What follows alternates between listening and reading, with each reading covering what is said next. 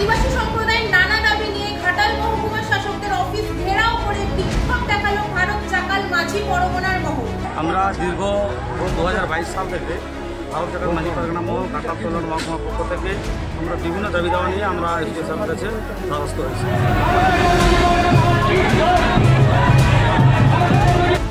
অফিসের গেটে তালা লাগিয়ে চলে এই কর্মসূচি।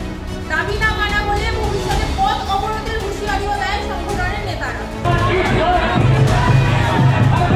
আমরা দীর্ঘ 2022 সাল থেকে ভারত চাকাল মাঝি পরগনা মহল ঘাটাল চলন মহকুমার পক্ষ থেকে আমরা বিভিন্ন দাবি দাওয়া নিয়ে আমরা এসডি সাহেবের কাছে দ্বারস্থ হয়েছি।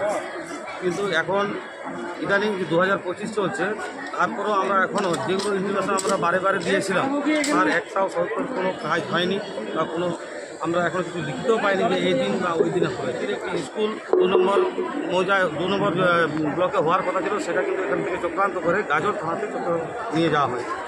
এবং তারপরেও আমাদের বিভিন্ন আদিবাসী এলাকায় দেখা যায় যে অনেক মাটির রাস্তা এখনও ক্ষতবিক্ষত হয়ে পড়ে আছে, যানজট সাইকেলও মাটিতে হেঁটে যাওয়া যাবে না এরকম পরিস্থিতি, সেগুলো এখনও কিন্তু ঢালাই হয়ে ওঠেনি।